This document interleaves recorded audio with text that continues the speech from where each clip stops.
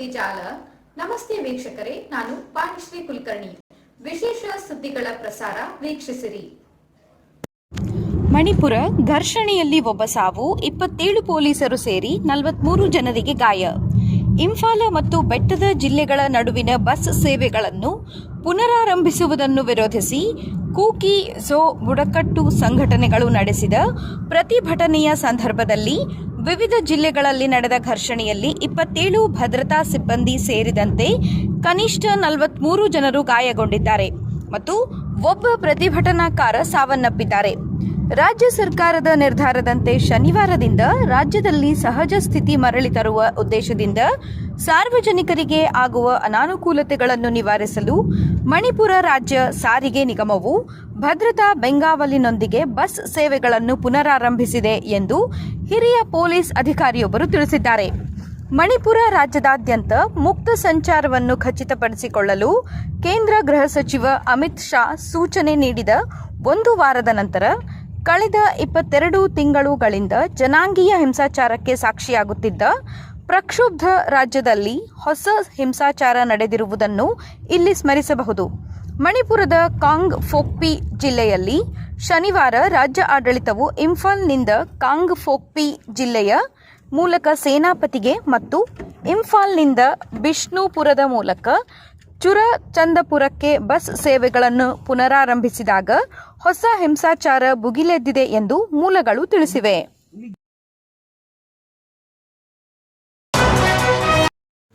ಉದ್ಯೋಗದಲ್ಲಿ ಮಹಿಳೆಯರ ಭಾಗವಹಿಸುವಿಕೆ ಹೆಚ್ಚಬೇಕು. ರಾಷ್ಟ್ರಪತಿ. ಭಾರತವು ವಿಶ್ವದ 3ನೇ ಅತಿದೊಡ್ಡ ಅರ್ಥವ್ಯವಸ್ಥೆಯಾಗುವತ್ತ ಹೆಜ್ಜೆ ಇರಿಸುತ್ತಿರುವ ಸಂದರ್ಭದಲ್ಲಿ ಉದ್ಯೋಗದಲ್ಲಿ ಮಹಿಳೆಯರ ಭಾಗವಹಿಸುವಿಕೆ ಹೆಚ್ಚಾಗಬೇಕು ಎಂದು ರಾಷ್ಟ್ರಪತಿ ದ್ರೌಪದಿ ಮುರ್ಮು ಹೇಳಿದರು. ಕೇಂದ್ರ ಮಹಿಳಾ ಮತ್ತು ಮಕ್ಕಳ ಅಭಿವೃದ್ಧಿ ಸಚಿವಾಲಯವು ಅಂತಾರಾಷ್ಟ್ರೀಯ ಮಹಿಳಾ ದಿನಾಚರಣೆಯಂದು ಆಯೋಜಿಸಿದ್ದ ರಾಷ್ಟ್ರೀಯ ಸಮಾಲೋಚನಾ ಸಭೆಯಲ್ಲಿ ಮಾತನಾಡಿದ ಅವರು, ಶಿಕ್ಷಣ ಮತ್ತು ಉದ್ಯೋಗಗಳಲ್ಲಿ ಸಮಾನ ಅವಕಾಶಗಳನ್ನು ಒದಗಿಸುವುದು ಈ ಗುರಿಯ ಈಡೇರಿಕೆಗೆ ಬಹಳ ಮುಖ್ಯ ಎಂದರು. ವಿಕಸಿತ ಭಾರತ ನಿರ್ಮಾಣ ಮಾಡಲು ಮಹಿಳೆಯರನ್ನು ಸ್ವಾವಲಂಬಿ, ಸ್ವತಂತ್ರ ಮತ್ತು ಸಶಕ್ತರನ್ನಾಗಿಸುವುದು ಮಹತ್ವದ್ದು ಎಂದರು. ಸ್ವಾವಲಂಬನೆ ಮತ್ತು ಯಶಸ್ಸಿನ ಕಡೆ ಸಾಗಲು ಎಲ್ಲರೂ ಮಹಿಳೆಯರಿಗೆ ಪ್ರತಿ ಹೆಜ್ಜೆಯಲ್ಲೂ ನೆರವಾಗಬೇಕು ಎಂದು ಕರೆ ನೀಡಿದರು.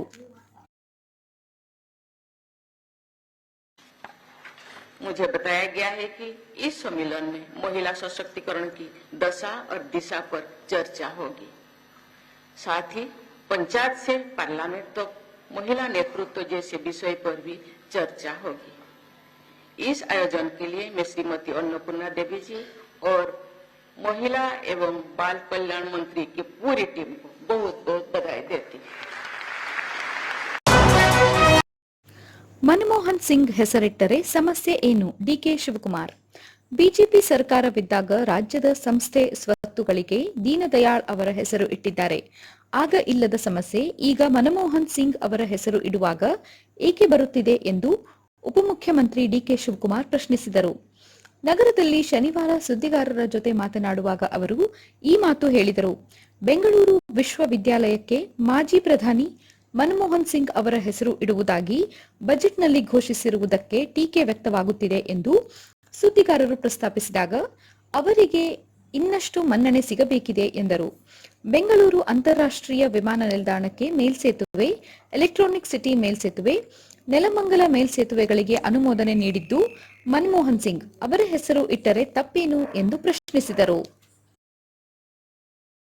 Of course, see, Manmohan Singh is a leader and a former Prime Minister whom India can't forget. His contribution after Nehru, Indira Gandhi and Rajiv Gandhi, it is no match. Such a great contribution he has given to this nation.